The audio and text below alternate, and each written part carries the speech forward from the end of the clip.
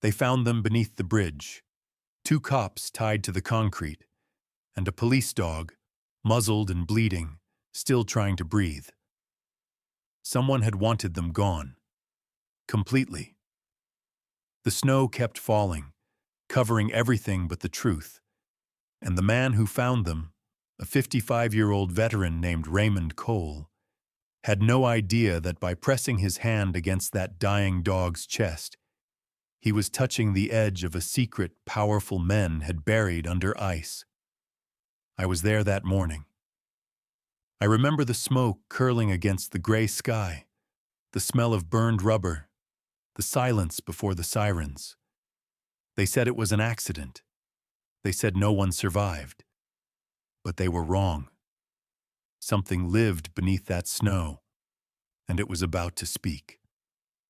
What followed would test every ounce of faith this town had left. Stay with me for just one more minute, because once you hear what really happened beneath that bridge, you won't forget it. Before we begin, tell me, where are you watching from tonight? And if stories of courage and second chances still move you, take a moment to like, share, and subscribe. I hope wherever you are, this story brings a little warmth to your day. The wind moved through Eagle Hollow like something alive, howling against the pine ridges, clawing at window panes, and dragging the cold through every crack it could find. It was the kind of Wyoming dawn that never truly arrived. Gray light smothered by cloud. The air thick with the weight of unshed snow.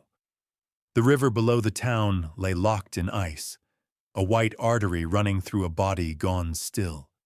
Even the crows refused to move. And in that silence, a single figure trudged along the levee road, his outline bending under the weight of frost.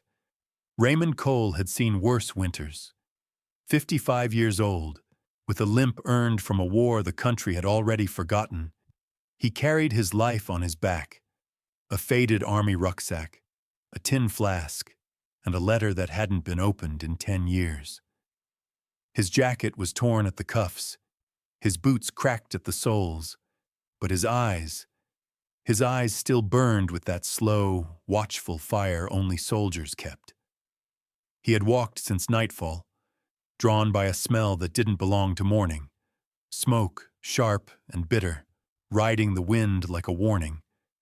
It wasn't wood smoke. It was metal, oil, and something scorched beyond recognition. As he crested the rise overlooking the frozen river, Raymond stopped. Down below, through the shifting veil of snow, he saw it, a thin trail of black twisting upward from beneath the bridge. He stared for a long moment, his breath misting like ghosts around him, before descending the slope. Each step broke the crusted snow with a hollow crunch. He kept his head low against the wind until the bridge swallowed him whole. The air beneath it felt heavier, close and still, as if the world had been holding its breath. There, hidden in the half-light, was the wreck. A police cruiser, or what was left of one. The roof had caved in. The glass melted to slag. The tires were nothing but wire and ash. The paint had blistered away, leaving behind the skeletal frame of what once had color and order.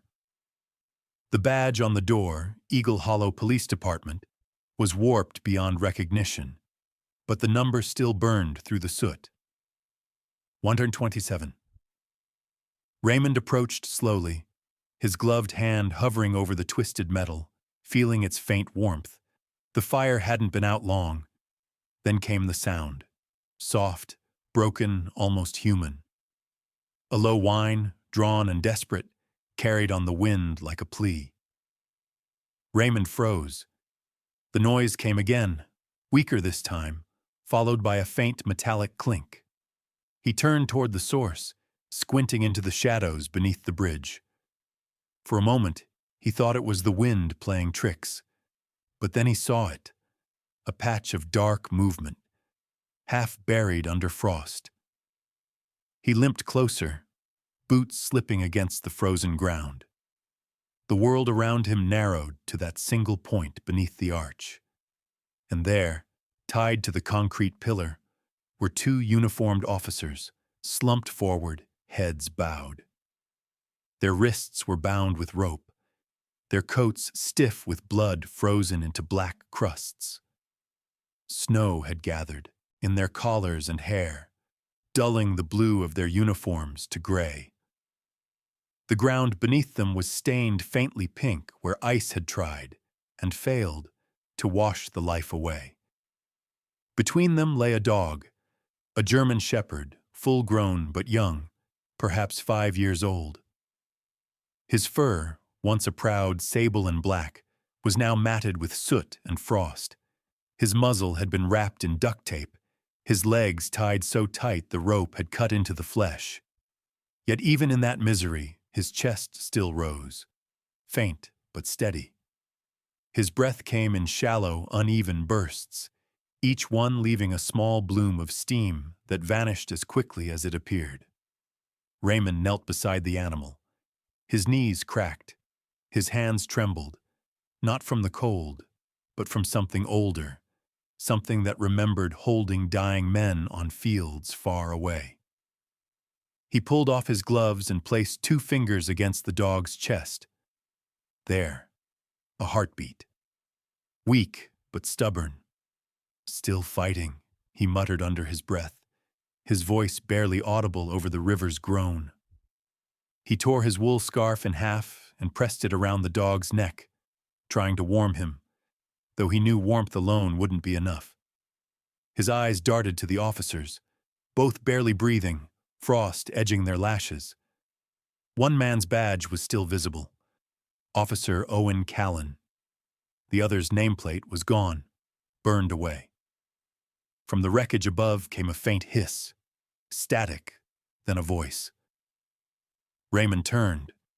The shattered police radio, half buried in snow, crackled again. "Eagle Hollow Dispatch? Anyone alive?" The voice was female, thin with panic, fading in and out of range. Raymond stared at it. His throat was dry, his mind racing. He hadn't spoken into a radio since the war, since orders had stopped meaning salvation. But the sight before him left no room for hesitation. He crawled toward the cruiser, fingers stiff and red from the cold, and pressed the button on the receiver. "Under the bridge," he rasped. "They're still breathing." The silence that followed was so sharp it felt like it could cut through bone. Then the voice came again, steadier now. "Copy that. Stay where you are. Help is on the way." He looked back at the dog. Its eyes were open now, faint amber glinting beneath frost, watching him, not pleading, not afraid, but aware. Raymond felt that look pierce through the noise of the storm, through the years he had spent disappearing. He leaned close, his breath fogging the tape around the animal's muzzle. "Hold on, boy. Help's coming." He didn't notice the blood staining his fingers where he'd touched the ropes. He didn't see the faint smear of black powder near the officer's collar. He only heard the wind shift above, the distant echo of engines, sirens perhaps, carried from far beyond the hills. Yet the sound felt wrong, off-tempo, not rescue, something else. Raymond stood slowly, his back aching. His eyes scanned the tree line across the frozen river. For a moment, flicker of movement. Headlights? No, gone as quickly as it appeared. The silence returned, heavier than before. He crouched again, checked the officer's pulse. Weak, but there. He tried to loosen the rope, but the knots were frozen solid. "Damn it," he whispered, frustration clawing through his chest. He knew he should leave, find help, but the storm was thickening, burying the tracks behind him.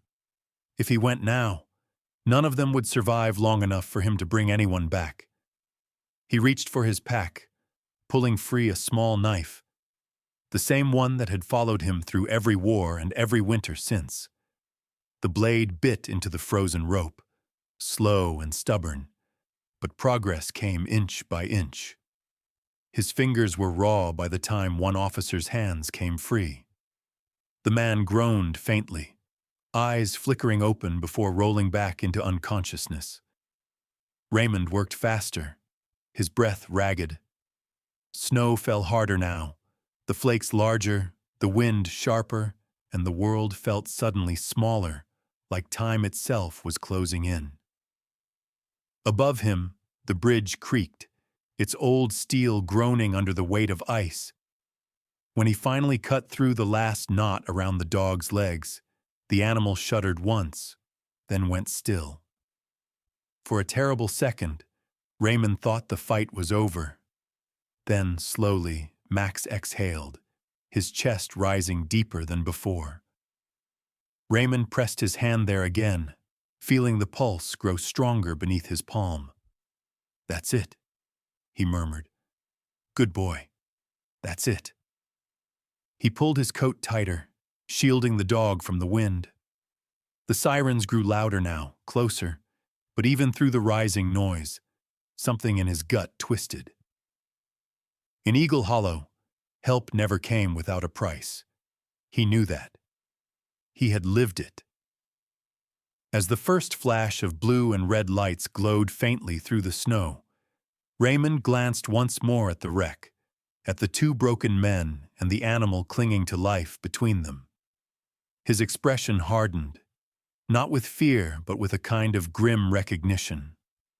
Whatever had burned here tonight wasn't finished burning, and for the first time in years, he felt that old soldier's certainty rise in his chest, the knowledge that some battles didn't wait for the brave. They found the broken instead. He whispered again, almost to himself, as the lights approached, "Hold on, boy, just hold on." And beneath the bridge, where frost met fire and silence met truth, the wind carried his words away into the endless white. By the time they reached the bridge, the storm had already swallowed his footprints. Snow smothered the wreckage like a burial shroud, and the only sound left was the low hum of engines and the brittle voices of men trying not to admit what they saw. Raymond Cole was gone, disappeared into the white as if the wind itself had taken him. The two officers were dragged from the ice, breath faint as candle smoke. The dog, half frozen and limp, was lifted from the ground by a medic whose hands wouldn't stop shaking. The tag on his collar read a single word: Max. They rushed him through the blizzard in the back of an emergency truck, where the heater rattled like a dying heart. Every bump of the road made Max groan, his eyes rolling but never closing. The medic, a young man barely out of training, whispered to himself over and over, "Hang on, buddy, just hang on." When they reached town, the snow had thickened into a curtain, swallowing the streetlights until the whole world looked like a ghost's reflection. 3 days passed. The storm broke. The town returned to its routines, the way small towns always do after tragedy, as if pretending hard enough could make forgetting easier. But behind the frosted glass of a small brick building on Oak Ridge Street, Dr. Clara Moore hadn't slept since the night they brought the dog in. Clara was 46, her hair a loose knot of dark curls streaked with silver, her face sharp around the eyes but softened by weariness. The years had etched themselves there, fine lines of both kindness and exhaustion. She wore her lab coat like armor, sleeves rolled high, stethoscope hanging crooked around her neck. The animal hospital was barely more than 2 rooms, a cramped office and a treatment space with flickering fluorescent lights that buzzed against the silence. Max lay on the table beneath her hands, the bandages around his chest still damp from the melted snow. His fur, once sleek, was patchy and burned in places. The air smelled faintly of antiseptic and winter. Clara worked quietly, cleaning each wound with the slow, deliberate care of someone who knew what pain cost. Every time her fingers brushed the scars near his ribs, the dog twitched but didn't growl. His eyes, amber and clouded, followed her like he was trying to remember something. "You've seen more than you should have," she murmured, not expecting a response. Her voice carried a strange tenderness, the kind she only ever gave to her patients. As she cleaned deeper around his shoulder, the scalpel struck something that wasn't bone. She frowned, leaned closer, and brushed away the dried blood. Beneath the torn muscle, she found a small metallic glint, barely the size of a coin, crudely sewn back under the skin. She exhaled sharply. It wasn't shrapnel. It was a tracker. Military issue, but modified. The circuits resoldered by an unsteady hand. Clara wiped her gloves, her brow creasing. "Who did this to you?" she whispered, though she already knew the dog couldn't answer. Still, Max's tail gave a faint tap against the table, a heartbeat of sound in the stillness. Outside, the snow had turned to glass. It covered everything in a pale sheen, perfect from afar, deceptive up close. From the window, Clara could see the reflection of her own tired face overlapping the frozen streets. A world that looked peaceful, but wasn't. Across town, the same storm had left another man restless. Raymond Cole sat in the corner booth of Harlan's bakery, his breath fogging the glass in front of him. The morning crowd was gone. Only the smell of yeast and coffee lingered. His jacket dripped slowly onto the tiled floor, a dark pool spreading beneath his chair. The baker, Grant Harland, noticed. He always did. Grant was in his early 60s, heavy-set, with shoulders like a dock worker and hands that looked more suited for building houses than kneading dough. His gray hair curled against the edges of his flour-dusted cap, and his eyes, pale blue, had the unhurried calm of a man who'd buried his own storms long ago.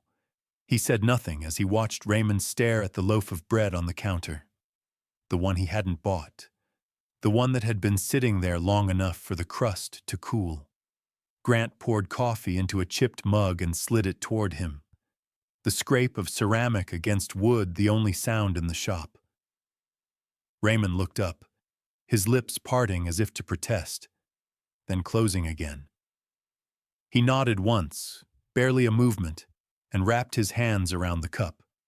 Steam rose into his face. The warmth bit his cracked fingers, but he didn't flinch. They sat like that for a long time. The baker wiped the counter. The veteran stared at nothing. Between them hung a silence that said everything words would have ruined. When the lights dimmed that evening and Grant turned the sign to closed, Raymond rose slowly, shoulders stiff. He left a few coins on the counter, too few to pay for anything, and stepped back into the cold. The streets were empty. The lamplight shone through the falling snow, soft and gold, like memory trying to stay alive. He walked without knowing why, following the sound of the wind, until he reached the old bridge again. The yellow police tape still fluttered there, brittle and torn, whispering in the night air like something that wanted to speak. Beneath it, the ground had hardened into a crust of ice. Raymond crouched low, brushing snow aside with his bare hand. Something metallic caught the moonlight. A single bullet casing, small, clean, and unmistakably military. He rolled it between his fingers. It was heavier than standard issue, the ridge smooth where it shouldn't have been. He knew the feel instantly. Not police, not hunters. This came from a weapon he hadn't seen since his years overseas. The realization hit him slow, like ice cracking underfoot. Whatever happened here wasn't random. This wasn't just a burned car and bad luck. Someone had meant for those men to die. Raymond straightened, staring into the forest line where the bridge met the hills. The world was quiet again, too quiet, except for the creak of old steel overhead. Somewhere far off, a dog barked, faint, wounded, but alive. He turned toward the sound, recognizing it without knowing how. Max.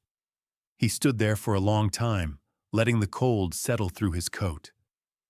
The wind shifted, carrying that single bark through the valley again, echoing like a voice he'd heard before, in a different place, under different fire.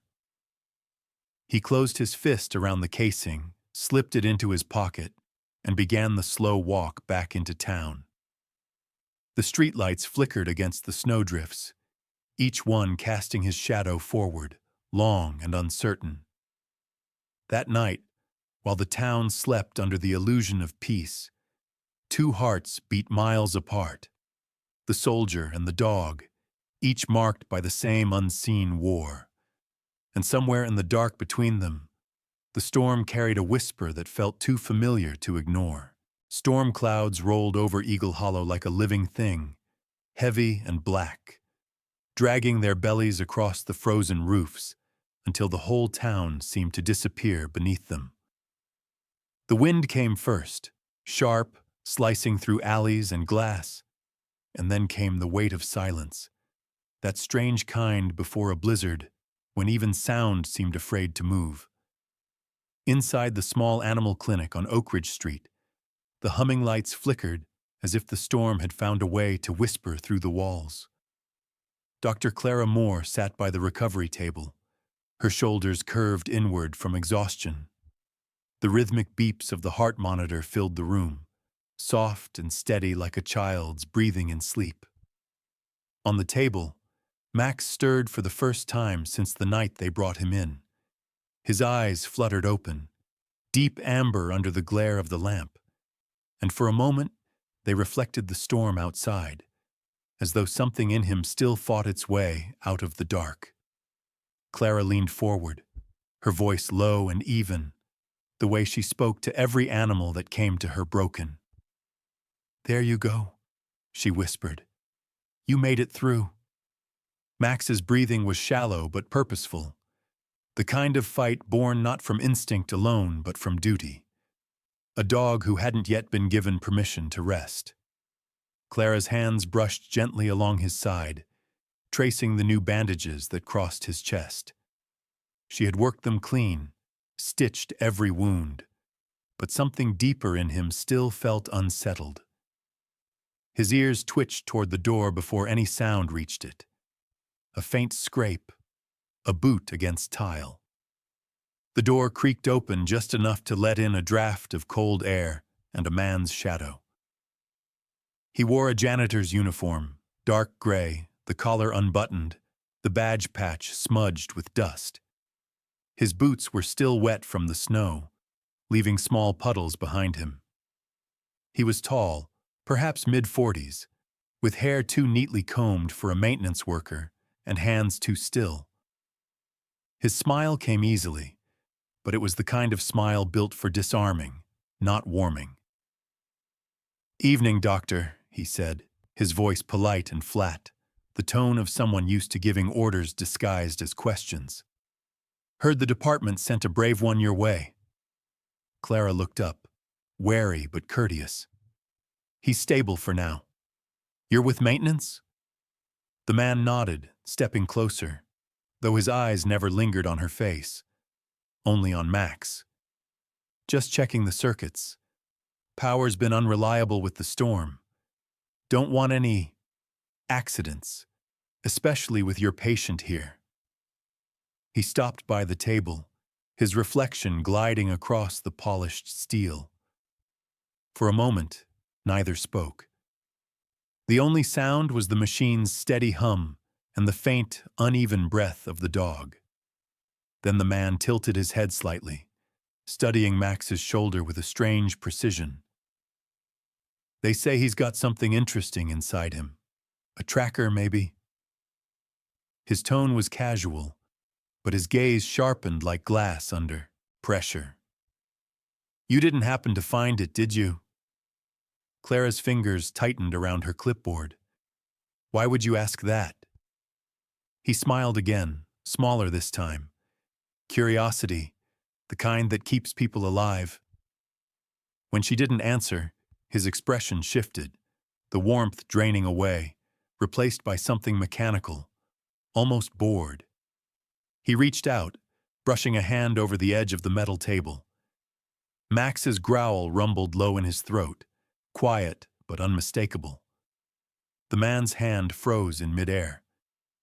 Easy, boy, he murmured, though the words came without empathy. Then he looked at Clara, his eyes cold. Some things, Doctor, are better left buried under ice. The words hung there like frost before melting into silence. He turned and walked out, leaving wet footprints across the floor that faded too quickly, as if the storm had swallowed them the moment he was gone. Clara stood frozen, the sound of her own breathing too loud in the sudden quiet. She went to the window, but the snow outside was so dense she could see nothing, only the ghost of his figure vanishing into the white. Her heart pounded. She glanced back at Max, who had lifted his head despite the pain, eyes fixed on the same door. That wasn't a janitor, she whispered.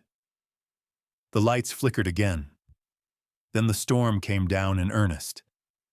That same night, Raymond Cole walked along the riverbank where the ice had begun to thicken again. The storm bit at his face, tearing the air from his lungs, but he kept moving, slow, deliberate, the way soldiers moved when the ground might still be mined. The old bridge loomed ahead, its steel bones creaking under the pressure of wind. Police tape still fluttered there, though most of it had been buried in snow. He crouched low, running a gloved hand over the ground where he'd once knelt days ago. The footprints were gone, erased by the weather. But there were new tracks now. Tire marks, pressed deep into the snow, crossing each other in jagged patterns. Too fresh to belong to rescue crews. Too deliberate to be lost travelers. He followed them east along the frozen embankment until they veered sharply into the woods, where the trees stood bare and black like ribs of something ancient. His instincts, that quiet whisper that had kept him alive through darker winters, told him to turn back. Instead, he pressed on. The trail led to a storage yard, half collapsed under snowdrifts, its chain-link fence sagging with rust. The sign on the gate read, Hollow County Historical Freight, though the logo was long faded. He climbed through the gap, his boots crunching against the icy gravel. Inside, the yard was littered with shipping crates, hundreds of them, stacked and labeled as museum shipments, their stenciled letters half obscured by grime.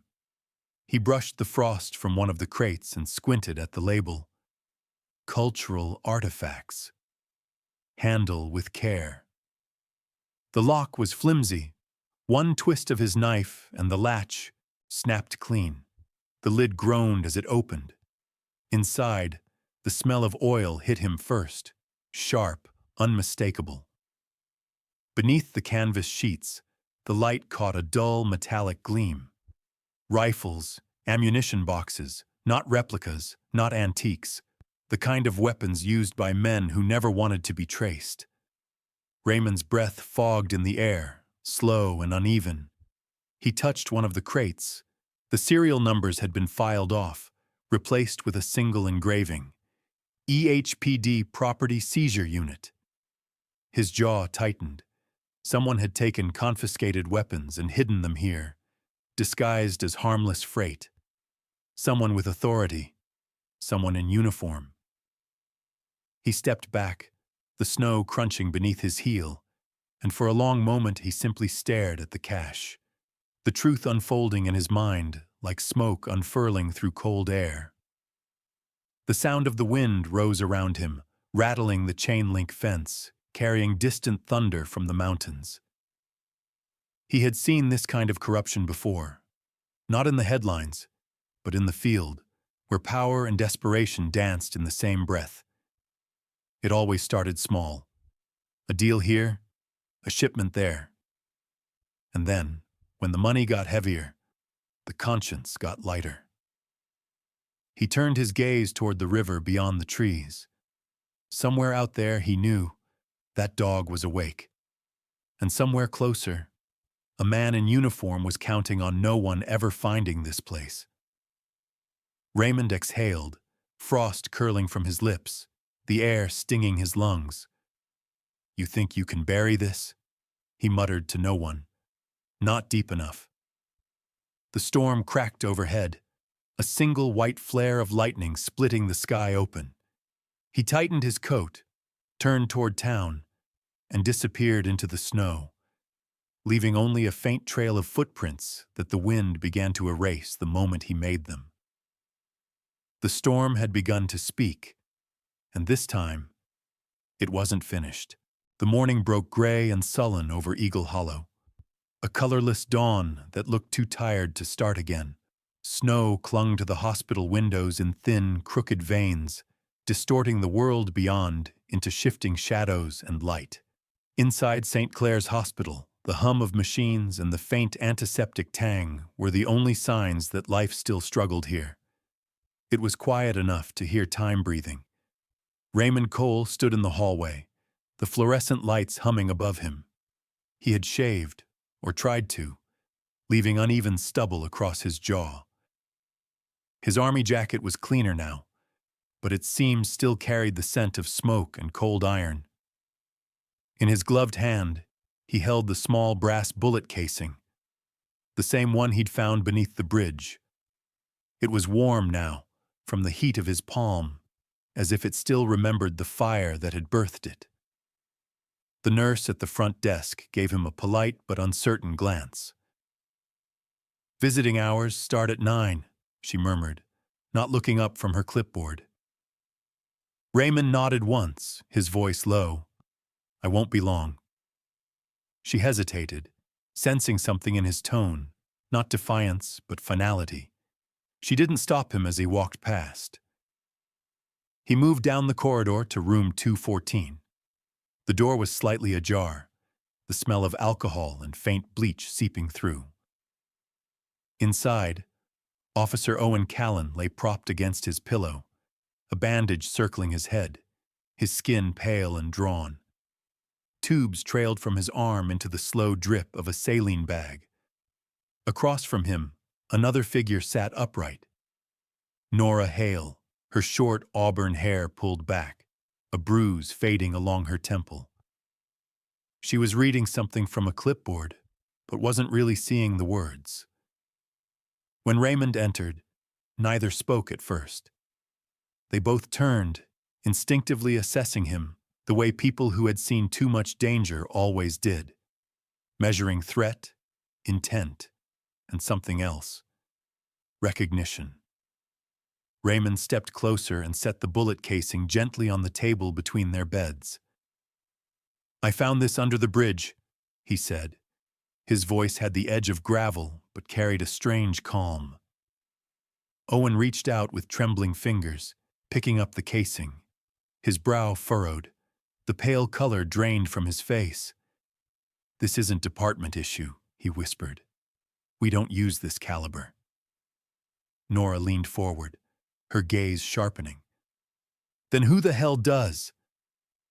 Raymond looked at them both. "You tell me.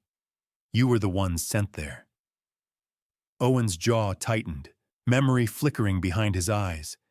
Headlights cutting through snow, a voice on the radio telling them to check a lead near the river, the explosion of light that followed. He shook his head slowly. "We were told it was a tip on a stolen patrol unit. Dispatch came straight from Lieutenant Sterling's line." Nora turned toward him, her face pale beneath the hospital lights. "You're saying he sent us there?" Owen didn't answer. The silence was answer enough. Raymond watched them with the stillness of a man who had seen too many versions of the same story, orders that led good people into graves. He turned toward the window, where snow pressed its face against the glass. "In my war," he said quietly, "we called that burying the evidence." Nora swallowed hard, her voice brittle. Then who were we really working for? Neither of them answered her question. The machines kept beeping softly, oblivious to the tremor of truth forming in the room. Later that afternoon, the sky turned darker again. A storm was returning, not of weather this time, but of consequence. At the animal clinic, Clara waited by the examination table where Max lay resting, his fur brushed clean and his stitches tight. The lights flickered, casting soft pulses across the tiled floor.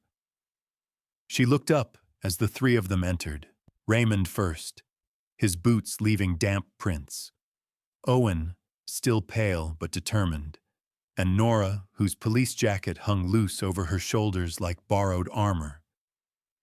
Clara didn't waste time. She gestured toward the tray beside her. On it lay a small metallic object sealed in a transparent evidence bag. "This is what I found beneath his shoulder blade," she said. "It's not just a tracker. It's been tampered with." Owen leaned closer, studying the scratched surface. The serial number was almost obliterated. Almost. A few faint digits remained. Nora squinted, tracing the markings with her gloved finger. "This looks like part of an equipment code," she murmured. Clara nodded. "I ran it through an old registration database I still have access to. It traces back to the Eagle Hollow precinct." Raymond's expression didn't change. "That's convenient." Clara hesitated, then added, "More specifically, to Lieutenant Marcus Sterling's office." The name hit the room like a dull blow. Owen looked down at the floor, his shoulders tightening. Nora's eyes darkened, and when she spoke, her voice had lost all trace of disbelief. "He sent us into that trap." Outside the clinic, the snow fell harder, the world dimming beneath its weight. Max stirred on the table, his head lifting weakly.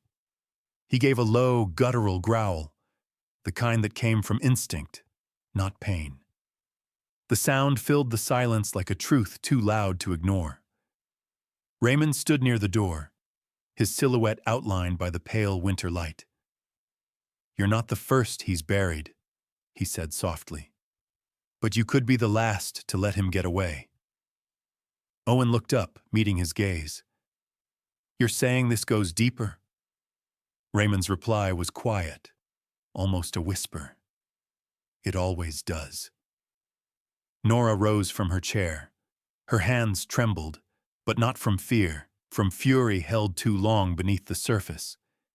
She looked at Owen, then at the old soldier by the door. Her voice came out barely above breath. "Then we finish what he started." The wind howled against the windows as if it had been waiting to hear those words.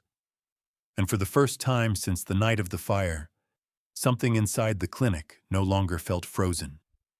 Outside, the last of the daylight died against the horizon. Snow fell like ash from a slow-burning sky. Inside, 4 souls, a doctor, 2 officers, and a war-torn man with nothing left to lose, stood quietly around a wounded dog who had become their only witness. The storm wasn't over. But now, at least, they knew where to face it. Night came down hard on Eagle Hollow. Not gently, not like a blanket, but like a sentence delivered. The storm had thickened into something alive, its breath tearing through the valley, its voice howling between the ribs of the bridge. Snow fell sideways, glittering under the slanted beams of their flashlights as 4 figures trudged toward the same place where it had all begun. Owen Callan led the way, his breath white against the dark. his shoulder still stiff beneath his winter coat. Beside him, Nora Hale walked with her jaw set, one gloved hand hovering near her holster, the other gripping the handle of a spade. Behind them, Dr. Clara Moore struggled to keep pace, her scarf whipped against her face by the wind. And bringing up the rear, slower but steady, was Raymond Cole, his steps deliberate, his eyes fixed on the horizon as if the snow itself might betray them. Between them padded Max, his sable and black coat streaked with frost, head low, tail straight. He moved like a compass needle, following a scent no one else could sense. Each time the wind shifted, he stopped, lifted his muzzle, and pressed on again, drawing them closer to the bridge's underbelly. His breath came in quick bursts of steam. Beneath his bandages, the faint pull of healing stitches ached, but he didn't slow. When they reached the frozen riverbank, the storm swallowed the last of the road behind them. The bridge loomed like a black skeleton against the gray sky, its arches creaking under layers of ice. Raymond's flashlight swept across the snow until it struck something faintly metallic embedded in the frozen surface. "There," Owen muttered, kneeling. They scraped at the ice with their tools, breath coming in clouds, the sound of metal against ice echoing like hammer strikes in a tomb. Bit by bit, the shape beneath the frost revealed itself.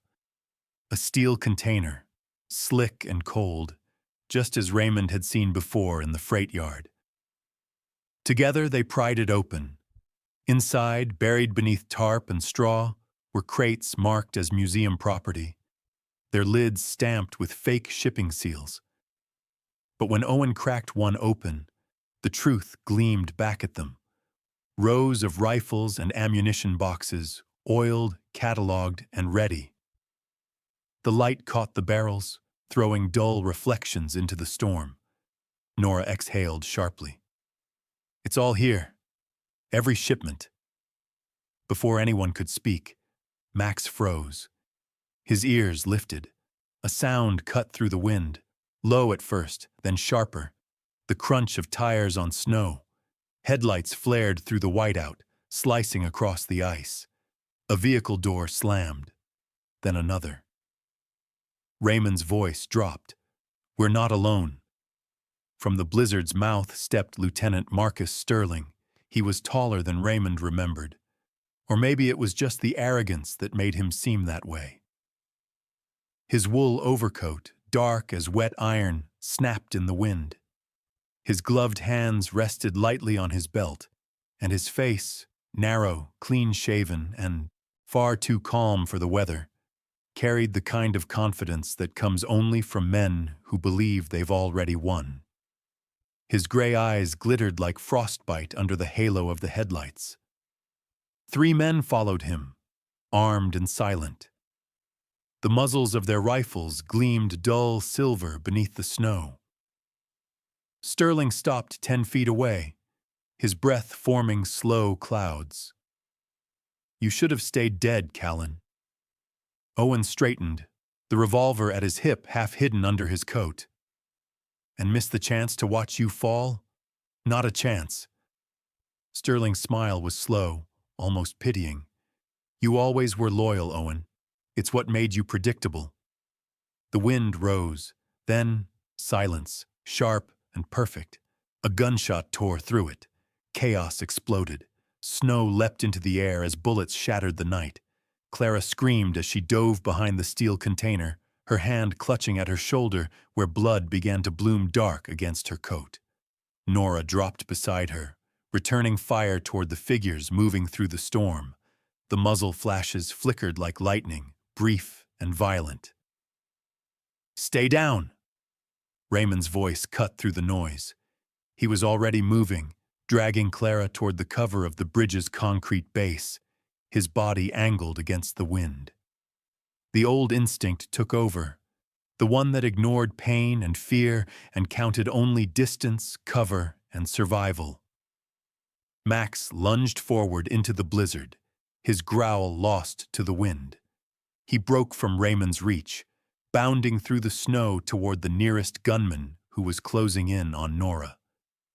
The man turned just as the dog hit him, jaws locking onto his arm. A shot went off wild, sparking against the ice. The man screamed, stumbled, and went down. Nora fired again, clean and close. The man didn't rise. But then another gun cracked. Max yelped, his body twisting mid-leap before hitting the snow hard. His paw dragged a crimson streak across the ice. "Max!" Clara's cry split the storm. Owen turned toward the sound, fury flashing across his pale face. He fired twice in quick succession, hitting the second gunman before he could reload.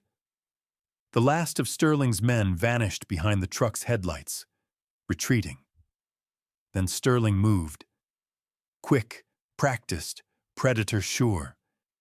He fired once, the bullet grazing Owen's arm, then turned his aim toward Nora. But Raymond was already there, his old revolver rising with a steadiness born of too many wars. "Drop it, Marcus." Sterling's lip curled. "You don't have the shot." Raymond fired. The bullet caught him in the leg. Sterling fell to one knee, snow spraying around him. His gun clattered away, half buried in the drifts. For a long, stunned moment, only the sound of the storm filled the space between them. Sirens began to rise in the distance, faint, but coming closer. Owen stumbled forward, blood dripping from his arm. He kicked Sterling's gun farther away and pointed his own down at him, Fiusa. Lieutenant looked up, his composure cracking for the first time. "It didn't have to end like this," Sterling hissed. Nora's eyes burned with fury and disbelief. "You made sure it did." Behind them, Clara knelt beside Max, her hands trembling as she pressed against his side. The wound was deep, but the heartbeat under her palm was steady. He was alive. Barely. Raymond limped closer, lowering himself beside the dog. Max lifted his head weakly and pressed his muzzle against the veteran's coat. Raymond's breath hitched, not from pain, but something deeper. He placed a hand on the dog's neck, his fingers brushing the fur slick with blood and snow. The sirens grew louder, echoing off the frozen steel of the bridge.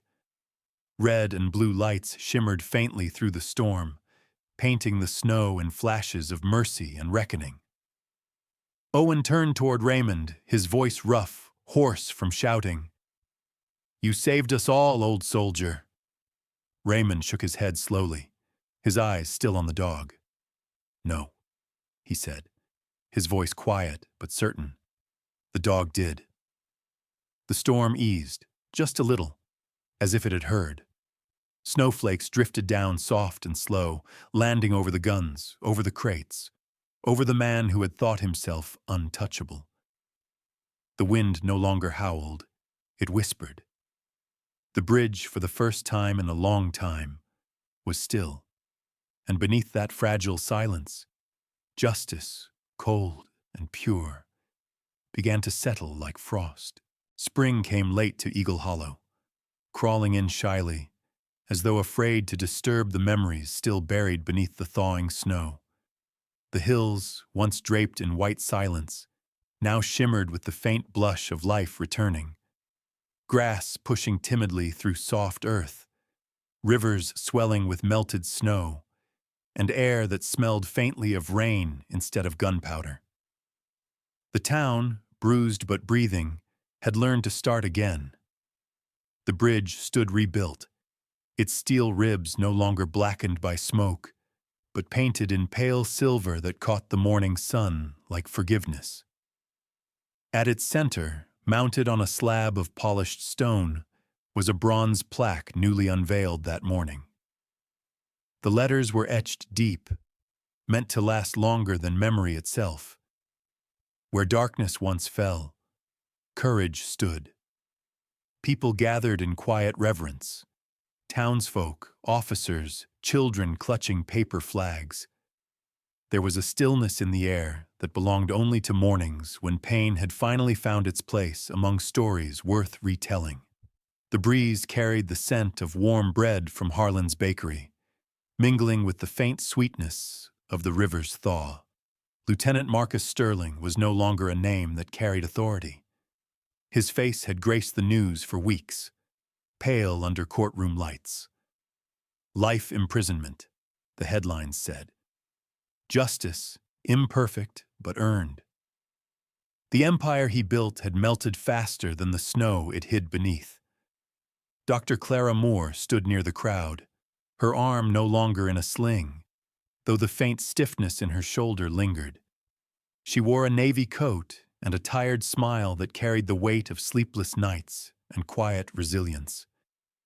Beside her, Owen Callan and Nora Hale stood in crisp dress uniforms, medals gleaming like small suns against the dark fabric. When the mayor spoke their names, applause rose like a tide. And then, a hush. Because the next name wasn't human. From the stage's side ramp, Max trotted forward, his gait uneven but steady, his coat gleaming sable and black beneath the early spring light. The fur along his shoulder bore the faint memory of scars, but his eyes, amber and alive, burned with something unbreakable. The mayor knelt, voice trembling with pride as he fastened a medal around the dog's neck, the K9 Medal of Valor. The crowd erupted. Children cheered, camera shutters clicked, and somewhere, a brass band faltered as the musicians wiped at their eyes. But Max barely seemed to notice. His ears twitched once, his head lifted, searching. Because at the edge of the park, beneath a row of budding elm trees, a man stood apart from the celebration. Raymond Cole.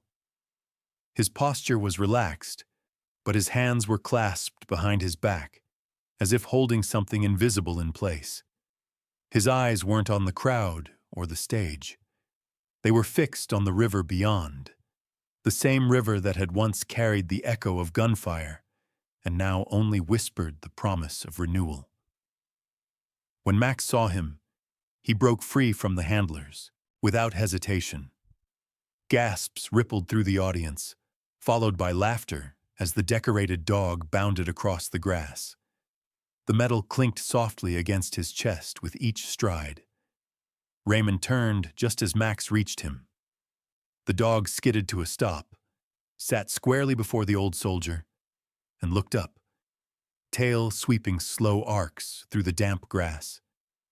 For a moment, neither moved. Then Raymond knelt, his knees pressing into the soft earth, his hand coming to rest against the side of Max's face. The veteran's voice was low, almost lost beneath the applause still echoing behind them. "Guess we both made it home, huh?" Max leaned in, pressing his forehead gently against Raymond's. The man closed his eyes. For the first time in years, his breath came easy. Around them, the sounds of celebration faded into something softer. The rustle of leaves, the murmur of the river, the fragile laughter of children carried by wind. When the crowd thinned and the sun began its slow descent, Raymond lingered near the bridge. The air was cooler now, tinted gold.